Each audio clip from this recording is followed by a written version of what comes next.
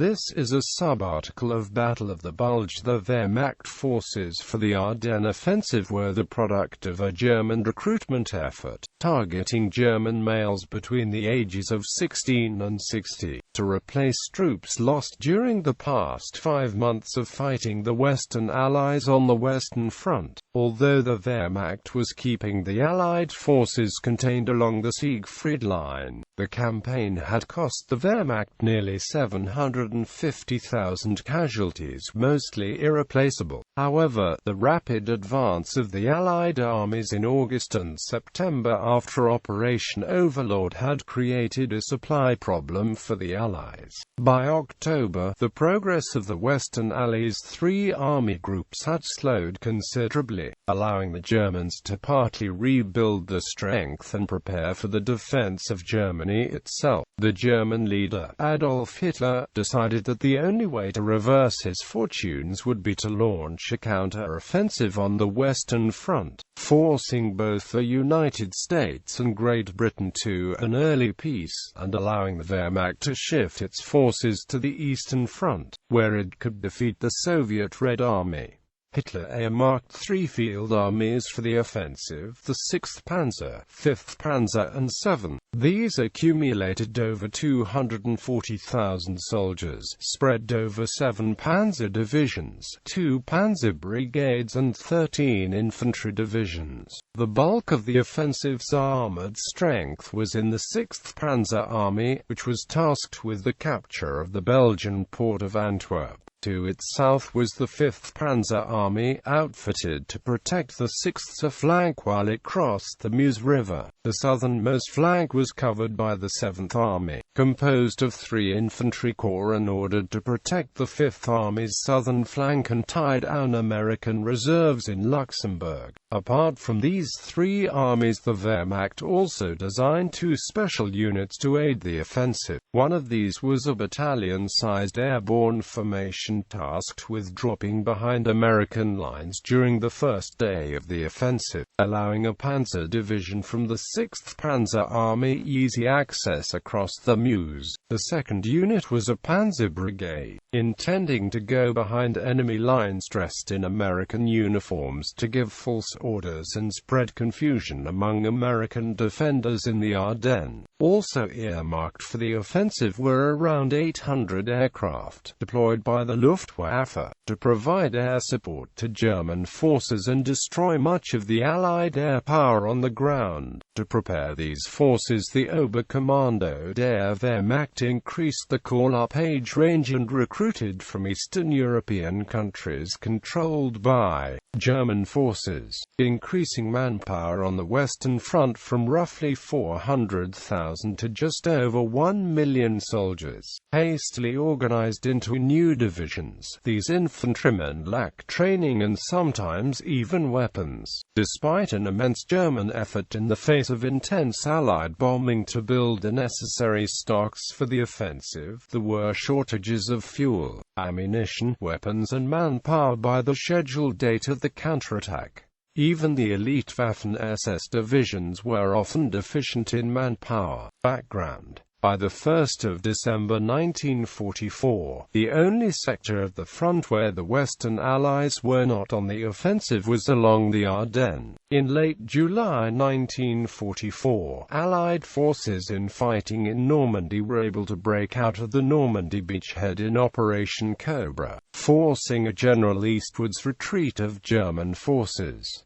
General Dwight D. Eisenhower, the supreme Allied commander on the Western Front, used the opportunity to encircle the German army in Normandy. In an effort to reverse the misfortunes, the Wehrmacht launched Operation Lutich on the 7th of August in the vicinity of the town of Mortagne. Despite efforts to break through the U.S. 30th Infantry Division to cut off Allied forces in northern France, by the 13th of August it was clear that the offensive had failed. Even while battle was raging around Mortagne, Allied armies continued the encirclement of the Wehrmacht in Normandy, closing what would be known as the Falaise Pocket on the 20th of August. The encirclement cost the Germans an estimated 10,000 dead and another 50,000 wounded. Although a much larger number of German soldiers were able to escape eastwards, they were forced to leave behind the heavy weapons and equipment. Paris was liberated on the 25th of August 1944, marking the end of Operation Overlord. Almost immediately, the Allied drive across the Seine River continued, although the Wehrmacht was able to prevent a complete rout. According to the Germans, the equipment abandoned as they retreated from the Seine was as much of a disaster as the Falaise pocket. Field Marshal Walter Model, who had temporarily replaced Gerd von Rundstedt as commander of German troops in France, reported that some panzer divisions only had 5 to 10 operational tanks,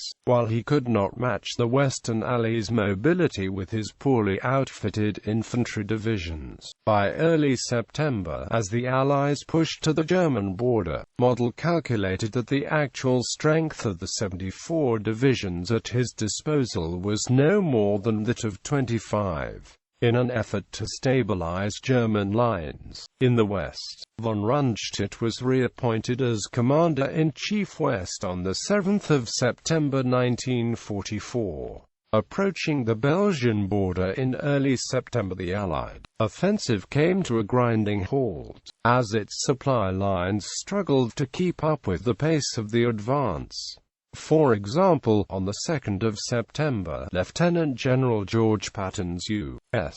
Third Army requested 2,840,000 liters of gasoline, and received 96,000 liters. The Wehrmacht began to reorganize itself along a defensive front known as the Siegfried Line. Eisenhower felt that he could relieve the supply problem by using Antwerp to unload supplies in Europe. However, German troops held the Scheldt estuary and consequently Allied shipping could not get through to the Belgian port city. In an effort to open the Scheldt estuary, Eisenhower approved Field Marshal Bernard Montgomery's Operation Market Garden, which was launched on the 17th of September. However, by the 21st of September the operation had failed to dislodge German defenders from the southern Netherlands and open the seaway to Antwerp. The supply problem was at its worst. Using the opportunity to rebuild the strength, the German army in the west was able to accumulate a strength of around 500 tanks and assault guns by late September, despite prioritization of new equipment for the Eastern Front.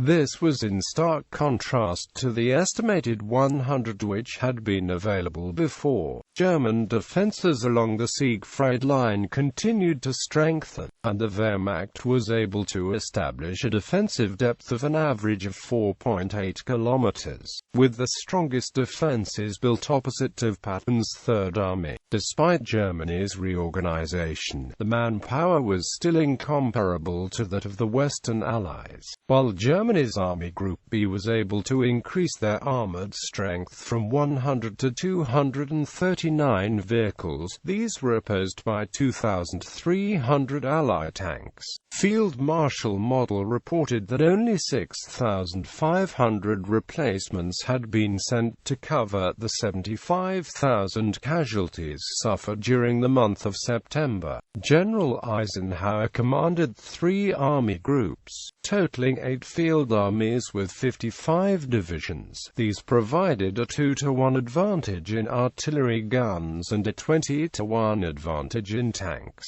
and could count on almost 14,000 combat aircraft, as compared to the Luftwaffe's 573. Battles along the Siegfried Line. Patton's Third Army was tasked with the capture of Metz and the Lorraine. His first obstacle was Fort Driand, built in 1902 and improved over the years by both the French and the Germans. Expecting only a small garrison, the Third Army launched its attack on the 27th of September 1944.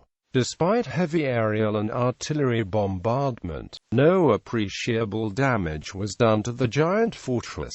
Several ground attacks carried out between the 27th of September and the 11th of October failed in taking the fort, and ultimately General Patton was forced to call off the attack and look for another route to Metz. Fort Drian did not fall until after Patton had successfully taken Metz and the majority of forts around Drian. The Third Army's battle around Metz had cost an estimated 47,000 American casualties. This was reflected in the fact that, while in August the Third Army had advanced 600 kilometers, it advanced only 35 kilometers between September and December 1944. The 256,300-man-strong U.S.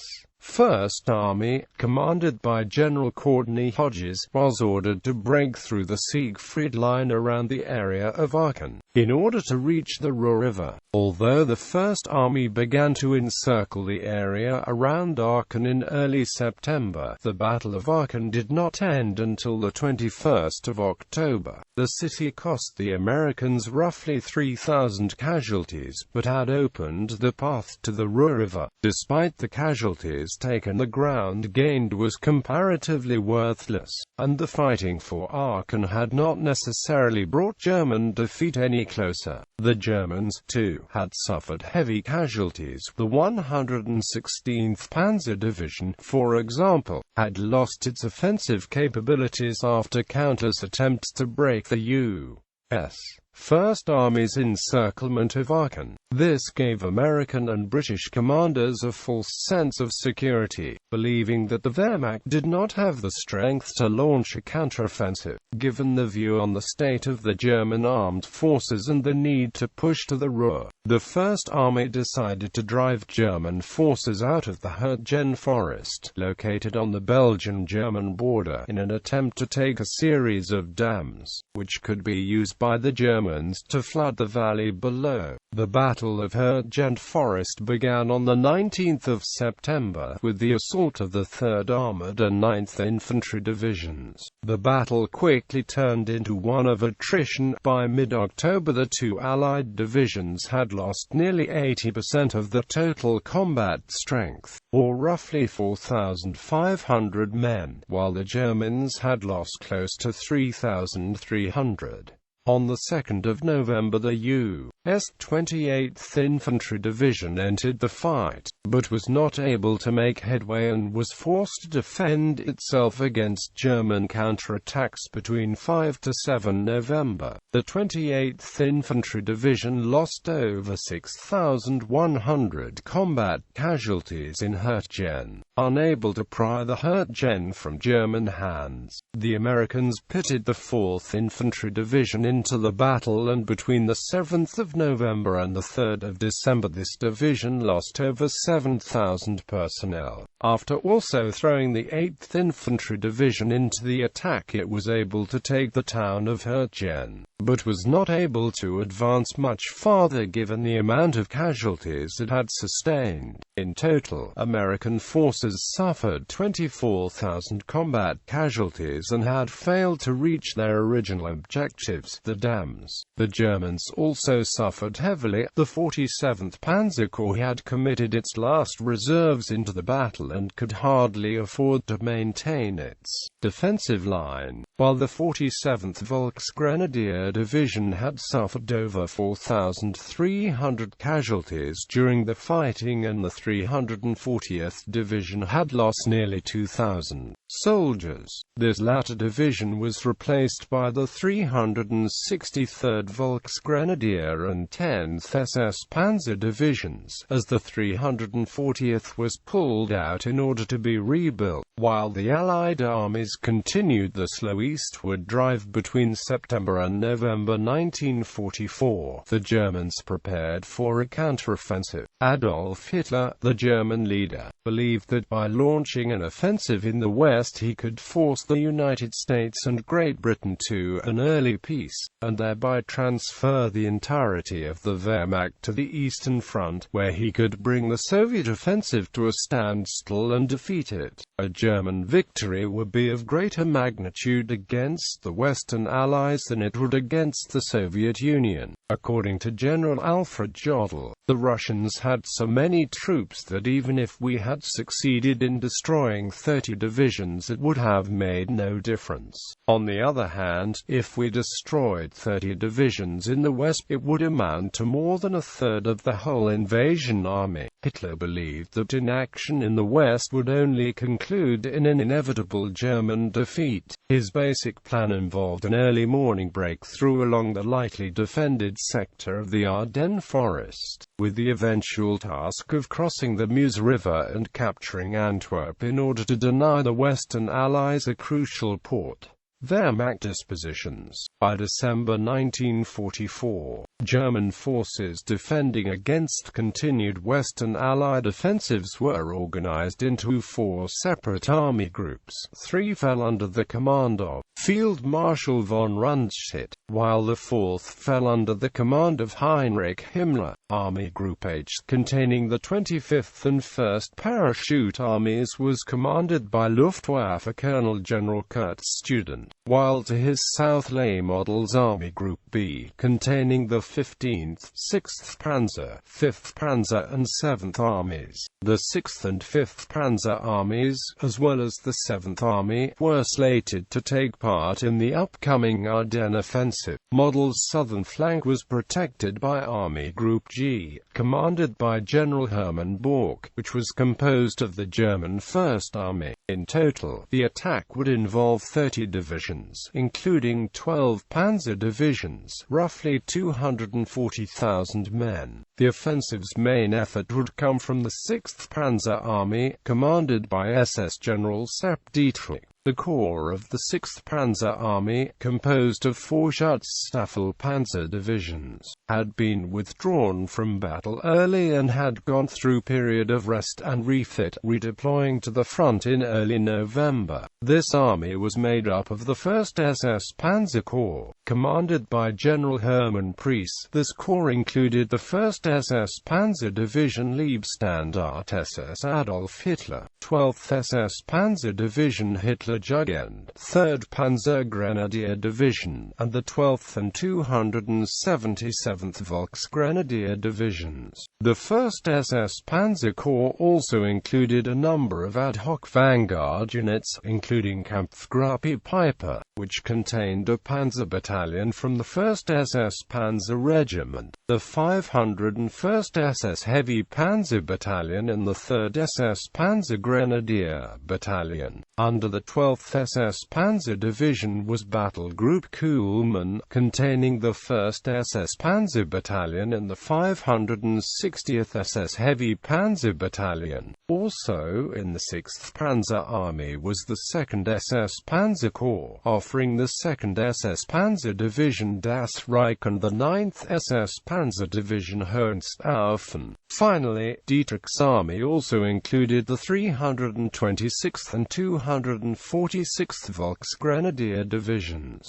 forming the 67th Infantry Corps under the command of General Otto Hitzfeld. South of Dietrich's forces was General Hasso von Manteuffel's 5th Panzer Army. Manteuffel's army was formed up by the 66th Infantry Corps, 58th Panzer Corps, the 47th Panzer Corps, the Panzer Division and the Führerbegli Brigade. Although held as a reserve, the Panzer Division was officially attached to the 47th Panzer Corps. The 5th Panzer Army was tasked with supporting the 6th Panzer Army's left flank, and breached the Meuse River by the 3rd day of the offensive. The 5th Panzer Army was positioned directly opposite the American 28th Infantry Division. The 3rd Army, which was to take part in the impending German offensive, was General Erich Brandenberger's 7th Army, which was tasked with protecting the 5th Panzer Army's left flank and tying down Allied reserves in Luxembourg. This army included General Baptist Nias' 85th Infantry Corps,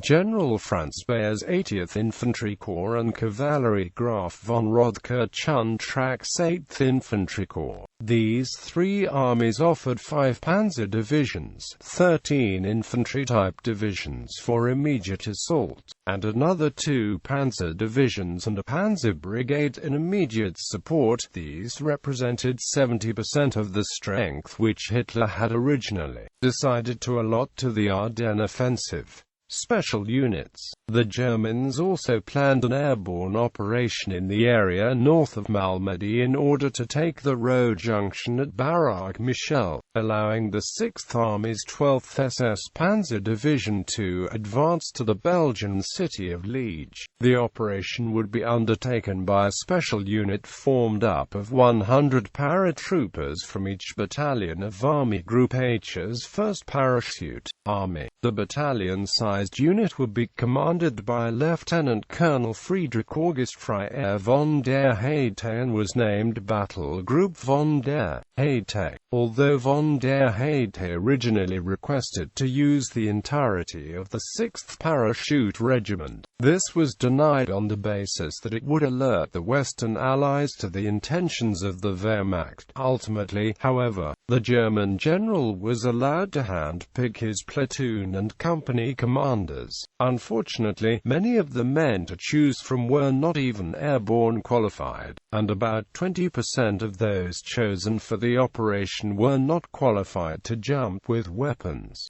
General von der Heyte immediately dismissed the worst 150 men given to him and replaced them with volunteers from the parachute school, some of whom did not have any jump experience. In the little time available, some men received basic jump training, although matters were complicated by the lack of transport aircraft. Kampfgruppe von der Heyte also had at their disposal some 300 dummy parachutists, meant to be dropped north of the actual drop zone in order to confuse American forces. By the 15th of December 1944, von der Heyte was able to put together a decent fighting force. Operation Grief, commanded by Otto Skorzeny's 150th Panzer Brigade, was designed to capture certain bridges over the Meuse River. Skorzeny was ordered to dress his brigade in American and British uniforms, while using Western Allied vehicles and speaking English, in an effort to not only capture those bridges, but to pass on false orders and confuse Allied forces defending the breakthrough sector. The unit's men were not alerted to the intentions of the offensive until the very last minute. They were warned that the preparations were for an impending Allied offensive. The effort to recruit for the unit was nearly compromised by an army-wide order requesting the names of English-speaking personnel and any captured Allied vehicles. Although Skorzeny originally attempted to cancel the operation, he later turned the misfortune around by allowing rumors of the unit to circulate freely in order to hide the truth. Skorzeny was also wary of the fact that he and his men would have to wear American uniforms, which risked having them shot as spies if captured. Ultimately, his men were allowed to wear German uniforms under their American clothing. Ultimately, of the 500 men attached to the force, only around 10 were able to speak English fluently, while 30 to 40 could speak it well enough, 120 to 150 fairly well, and the rest only what they had learned in grade school. With only 2 working M4 Sherman tanks available, 13 Panther tanks were doctored to resemble American tanks and attached to the unit.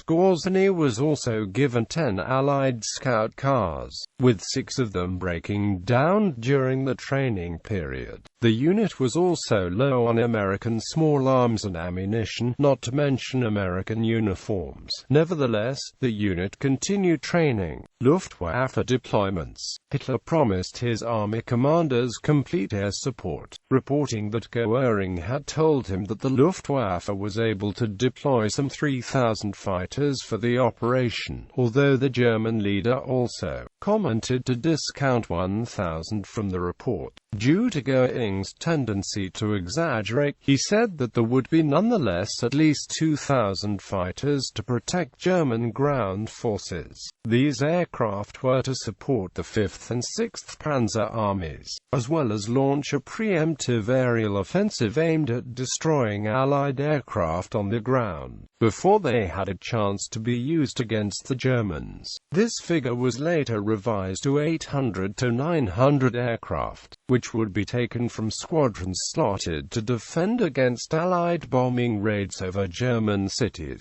The offensive had also been scheduled to take place when the weather prohibited Allied air support, mobilization and movements. The Wehrmacht suffered nearly 750,000 casualties between June and November 1944, forcing the German leadership to recruit from the Kriegsmarine, Luftwaffe, and industry, while extending the call-up age to all males between 16 and 60 years of age. This extension allowed the Germans to increase their manpower in Western Europe from around 410,000 on the 1st of December to just over 1.3 million on 15 December. These new soldiers were poorly trained, and this was exacerbated by the fact that most did not know of the offensive until days before it was launched, meaning many were not even informed of their objectives. The Volksgrenadier divisions ordered to protect the flanks of the three advancing armies were not even properly reinforced, because the Germans found it difficult to detach these units from areas of the front being pressured by the slow Allied advance. Field Marshal von Rundstedt made repeated requests for more men, noting that the Western Allies were completely superior in manpower, yet was denied by Wehrmacht High Command. Rundstedt noted the difficulty of holding encircled American troops once the operation began, due to the lack of sufficient infantrymen. New infantrymen received a maximum of 8 weeks' worth of training, and the new divisions were deficient of anti-tank and artillery weapons. The makeup was at best eclectic, as divisions were formed from the remnants of units which had taken heavy casualties in fighting in the West or on the Eastern Front. Some new infantrymen had been recruited from occupied territories in the East, and so many new soldiers did not even know German. The forces in best condition, earmarked for the Ardennes Offensive, were those which belonged to the Waffen-SS. These forces were refitted and trained inside Germany, and then deployed to the front. But even these were sometimes undermanned. The 2nd SS Panzer Division, for example, was 10% below the established manpower requirements. Even by the 15th of December, the transfer of personnel to the West had not been completed, although Western Allied bomber missions increased in intensity as the war progressed. 1944 was marked with some of the highest production rates for German industry. For example, while in January 1944 1,017 fighter aircraft had been manufactured, in September of that year 2,878 were built. Similarly, in 1943 6,083 tanks of all types had been produced, while 8,466 were manufactured in 1944.